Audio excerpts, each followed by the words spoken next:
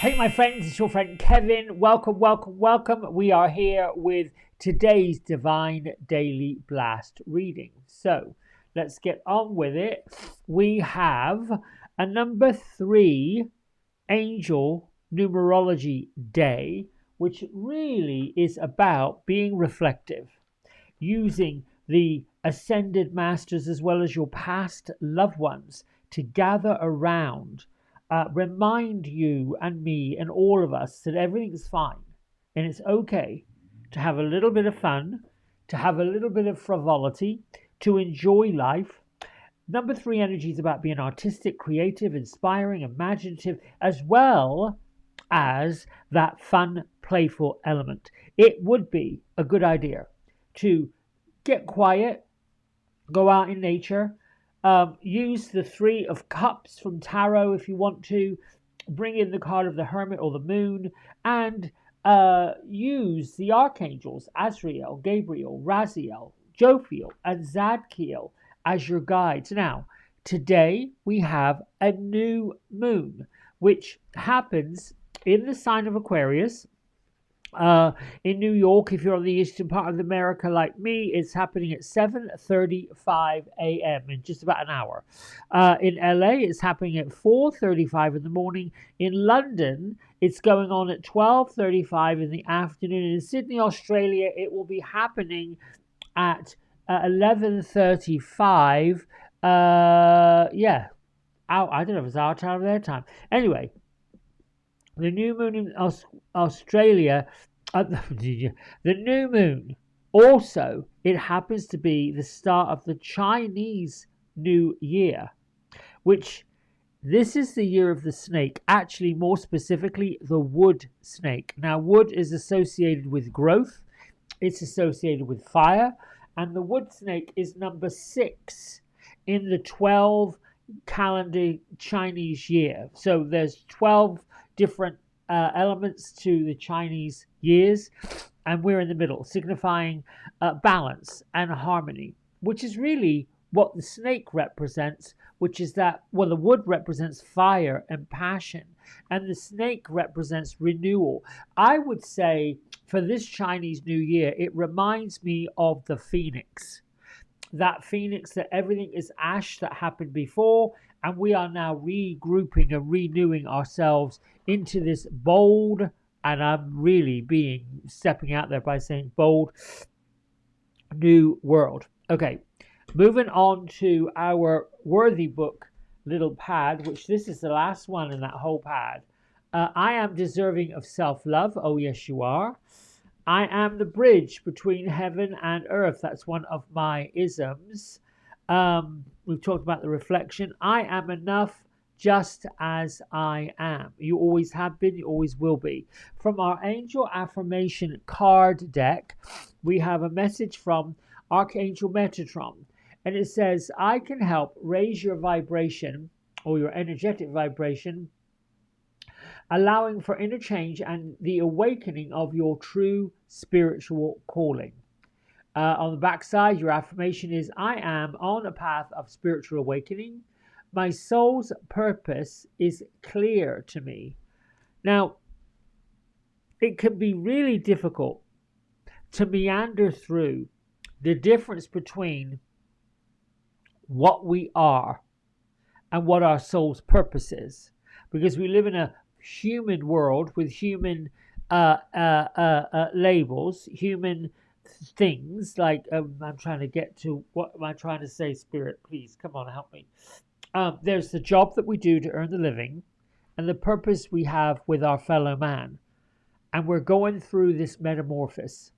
Companies, the structures, people are toying with and balancing with self-employment.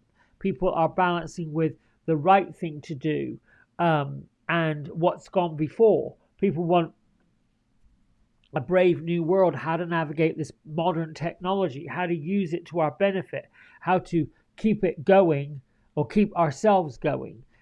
It's not necessarily the soul's purpose, but your soul's purpose probably is to bring balance, harmony, joy, to spiritually awaken not just yourself but others, to really connect through meditation, through fun, through being creative. All of those things help anchor us between the human experience and our soul's purpose. Paul the Venetian opens up our creativity, revealing the hidden talents that we've got and the opportunities right now to shine. And then we have the Earth Guardians, and that activation is to be expanding the knowledge, of what we know intuitively, what we know in our heart, using the elementals, using all of the wonders of this earth to navigate through what seems to be really difficult times. It's not really difficult. I always think about the fact that whenever there's a flap and a froth and sort of like a rage going on, peace follows it. Peace will always follow troubled waters. It always does. It always will. Eventually, it all gets sorted out. All right, Gertrude, Beatrice, they were building a fire this morning when I saw them. Building a little bonfire and tossing into the bonfire anything they did not align with. Oh, okay, I like that. Gertrude was out there getting whatever she needed for this bonfire, and Beatrice was doing her prayers. It's a new moon fire, is what she's telling me. This is a time for you to write down the things that are troubling your heart, troubling your mind. Write them on a piece of paper and burn them. Okay, let's see what the fairy card message is. This is Oracle of the Fairies by Karen K. Ooh, well, there's one. Here we go. Thank you. Wait for winter again with this. This is the second time this week this came up. Let's see. During the colder months, the fairy queen of winter will help you manifest your most heartfelt wishes, as well as as long as your intentions are for the highest good of all. So what can I say about that card? What I can say is that we are approaching the middle of the winter month. The summer, if you're in the south of hemisphere. The Queen of Winter, I think, really has us doing our planning. I do believe that's what that says. It's what do you want your year to be? How do you want to expand? Are you ready to receive the wishes that you have really been wishing for? Part of the wishing process is being prepared, preparing what you need for those wishes to come true. So if you're looking to open a shop, look at the location. What kind of shop do you want to open? If you're looking for a brand new job, is this job in alignment with what you are really, truly wanting to do? Whenever you live in a world, wherever you live in this world, the Fairy Queen is not far away. As the weather turns colder, when you see snowdrops pushing through, that's the snowdrops being the flowers. That's the sign that your wishes are starting to bloom. Wishes don't always manifest in the way that we think they should. They come in whatever way is perfect for everybody concerned, for the highest good of all. So be receptive to any of the ideas, the inspirations that float through your mind, that come to your heart. This is a magical time in the winter. It's a magical time to put your affirmations together. Get a book like I have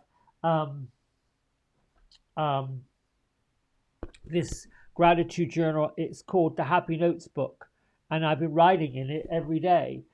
Every morning when I get up, I do my own daily tarot pull to see what the spirits would like for me to know. Some of the things are really right on. Well, they're usually all right on, but mostly I'll either do something with it or I won't. It's okay. I feel like today's energy and today's message is be as creative as you possibly can with what it is you want to do next rather than waiting. Here's that message. Rather than waiting and waiting and waiting and waiting for something to happen, you have to be the person that makes it happen. That says, I'm going to do this today. I'm going to go off and make this happen today. Task. Become a planning taskmaster, if that makes sense.